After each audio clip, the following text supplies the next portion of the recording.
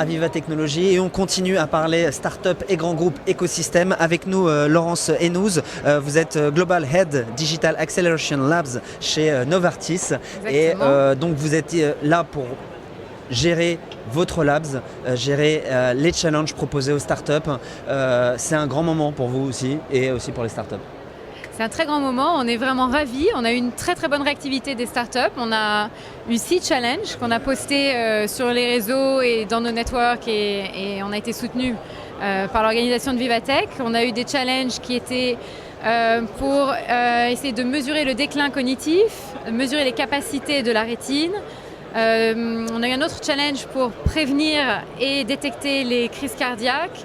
Un autre sur la prévention et la détection des crises d'asthme et un autre sur la compréhension du mouvement. On voulait absolument trouver des technologies qui nous permettent de mesurer l'activité du corps humain et de comprendre l'activité du corps humain.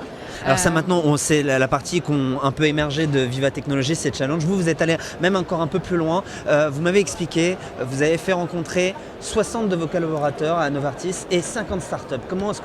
Pourquoi déjà et comment est-ce que ça s'est passé?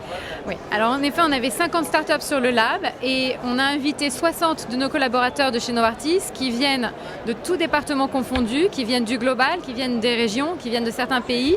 On voulait absolument que les startups aient sur place ici à Vivatech l'opportunité de discuter avec Novartis dans son ensemble et de discuter avec toutes les fonctions de Novartis. Et on a donné à chacune des startups une session individuelle de mentoring et de coaching pour pouvoir répondre à toutes leurs questions et pour pouvoir les aider à progresser et à avancer et être successful. Successful, mais pour être dans la réussite. Exactement. Comment est-ce qu'elles vous font progresser de manière générale, ces startups? Alors ces startups nous font progresser parce qu'elles nous ouvrent les yeux sur d'autres dimensions. Elles nous permettent et elles permettent à nos collègues qui sont venus de Suisse et des États-Unis de voir d'autres technologies, d'autres façons d'appréhender les choses. Et très souvent dans notre secteur, les gens ne sont pas entrepreneurs par hasard, ils ont une histoire personnelle et ce sont des gens qui cherchent à aider des patients parce que ça répond à une histoire personnelle, à des cas particuliers qu'ils connaissent, etc. Et donc on a, pour nos collègues de chez Novartis, la chance d'avoir des points de vue différents sur des expériences de patients aussi. Et ça, c'est très intéressant pour nous. Je vous pose la question Sage, qui est la question de notre partenaire. Vous qui êtes en contact avec les startups, c'est quoi pour vous la qualité principale pour être un entrepreneur? À mon avis, pour être un entrepreneur, il faut plusieurs qualités et encore plus pour être un entrepreneur dans la santé.